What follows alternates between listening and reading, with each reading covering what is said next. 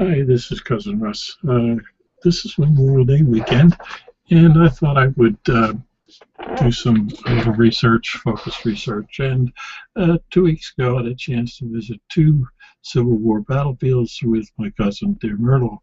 And we visited Monocacy, which is in Frederick, Maryland, and then went up the road to Gettysburg to visit where several of our ancestors or family members, people in our tree, fought at that battlefield. So I thought I would uh, walk through how I create a report so I can focus my research on Civil War soldiers. Now, what I'm going to show you is specifically for the Civil War, but it also can be done for any other conflict.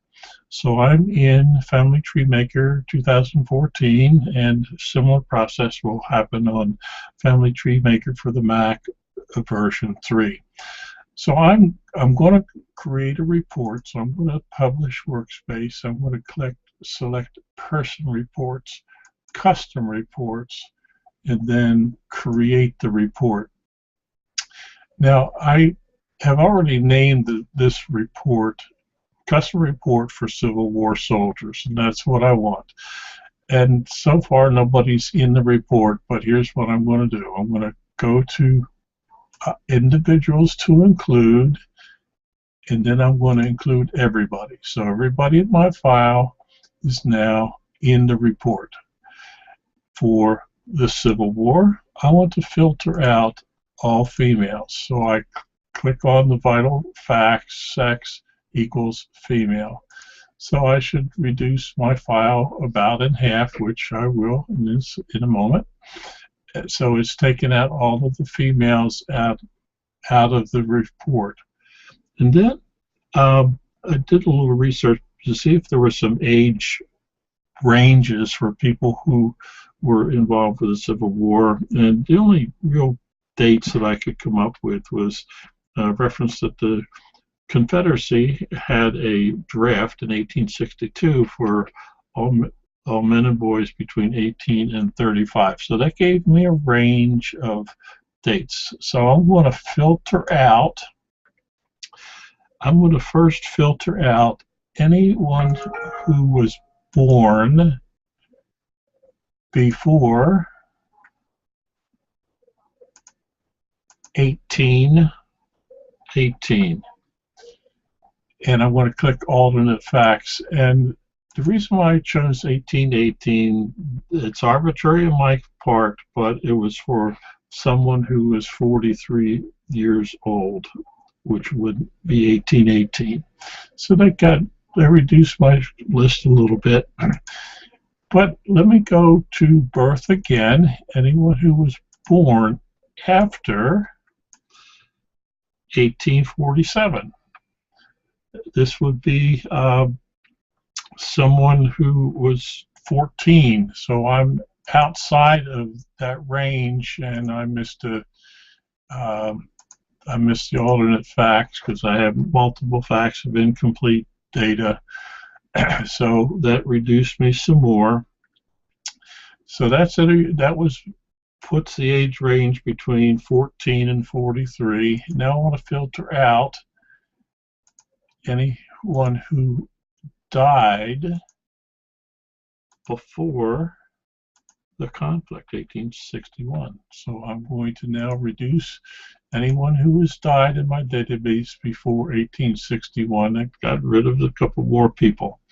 I also know that I don't have some data that I have actually got some information, birth and death information. So I want to filter out any birth records that do not exist. So that's birth, any data that does not exist. So I want to eliminate anybody who I don't have birth information on.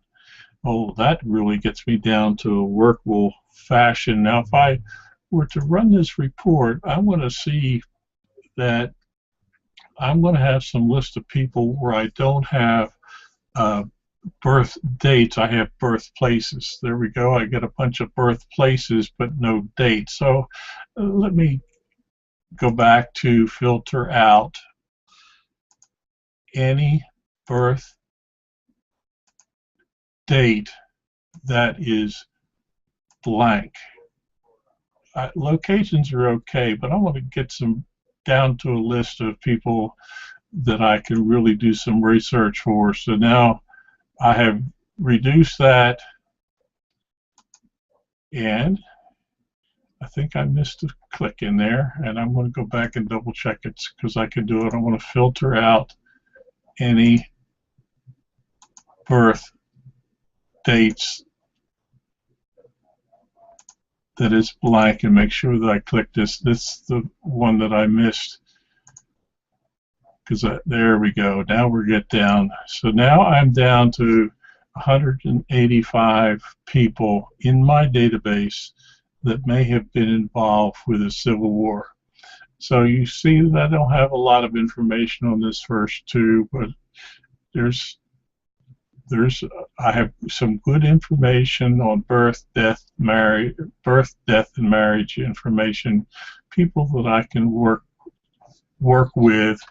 And if you've watched me before, you'll know this gentleman's name, David Ridgely Howard. He was my Civil War man who I did some research on, and I went to his monument while we were in Gettysburg. So there we go. There's my report. I can print it out or I can do what I want. But those are the people in my database who may have been involved with the Civil War. So that's a 12-page report, 185 people who potentially served in the Civil War. I hope that helps, and thank all the military men and women who serve our country. Thank you.